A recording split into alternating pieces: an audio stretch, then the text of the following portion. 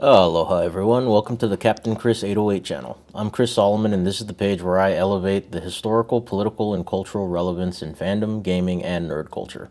Let's jam.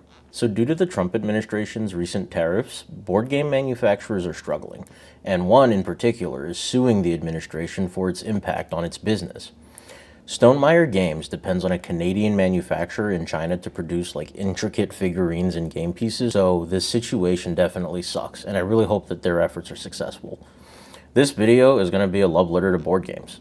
I'm a huge believer in board games. I'm from the camaraderie, the experience, the skills, even the board game cafes I hang out at, and you'll get to see one of the ones I go to, Meepleville, and right here in Vegas. It's awesome.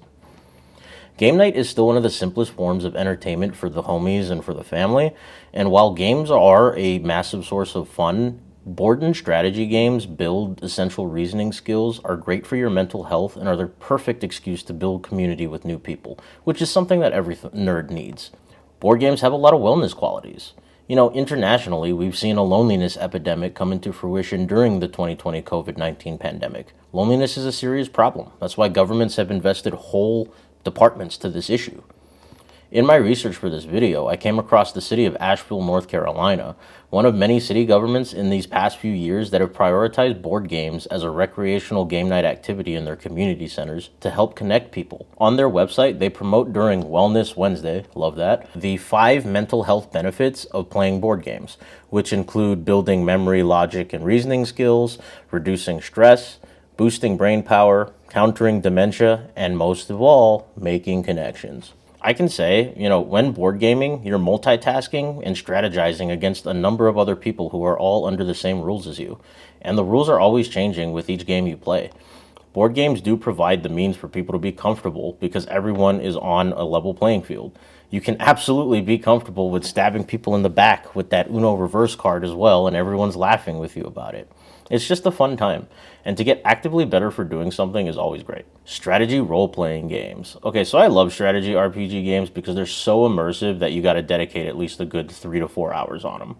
The most famous of this type of board game is obviously Dungeons and Dragons, which I've played, and obviously we all know how much of a resurgence that's made in the past few decades, especially with like Stranger Things promoting it on Netflix. These are the type of games I really like because they give you free license to put yourself in the strategic shoes of characters that have their own predetermined skills, advantages, and weaknesses, and it's up to you to utilize that for your team's objectives to victory. Let's start with what I want to play and what I'm playing now. Strike, the game of worker rebellion. Strike has great mechanics that uphold the theme of mass labor organizing. It's a cooperative board game created by Tiza Collective. They're a worker-owned board game publisher that creates games that benefit people and the planet. It was created in collaboration with Jobs with Justice, a labor rights organization. In the game, Happy Corp, the richest company in the world, has just unleashed its most evil plan yet, turning Mercury City into an entirely corporate-run metropolis. From the schools to the sidewalks, everything will be owned and run by Happy Corp. Players take on the role of members of a strike council to lead a citywide rebellion of workers against Happy Corp's takeover.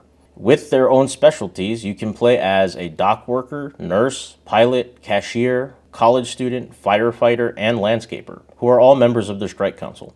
It's your job to grow your ranks, mobilize your workers, and launch strikes around Mercury City to gum things up. This game is available on Tiza Collective's website, and please get it if you can. You won't find it on Amazon, but that's okay, because you can take it out on Happy Corp. Civilization 7. Now, Civilization 7 is a digital board game. It's new, but the game itself is not. It's the best digital strategy RPG that you can play right now if you have to play something on your own. And if you do want to play it with your friends, you can, because you can play it on console or PC with the homies. Instead of just stepping into the roles of random characters, you can play as significant leaders from world history, such as Harriet Tubman, Catherine the Great, and Jose Rizal.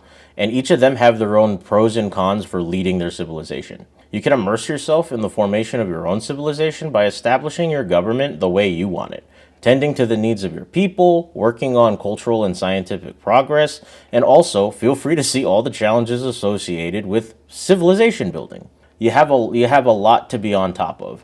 The bigger your civilization, the bigger the responsibility. But that's the entire point of this. Come check out my Twitch stream, Captain Chris 808, and I'll be playing it within the month. And just a fun fact about this game, Luigi Mangione was a game development intern on Civilization 6, making him even hotter. So, throughout my career, I've had numerous leadership positions. The reasons why this is so important to me is because you have to know how to strategically think. Board and strategy games help with that. I'm a nonprofit director and I lead big teams of organizers, issue advocacy campaigners, and advocates to directly support my community in Nevada.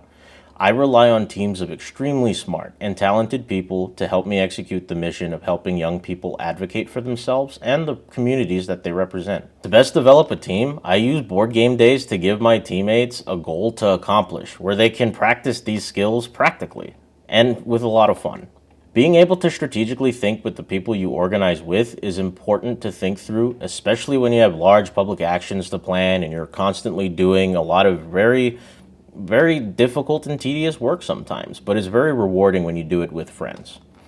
RPGs teach us that everyone has a role to play, and with all this talk in the beginning about making connections, go out and play some board games, y'all. Remember to like and subscribe. Thank you for watching.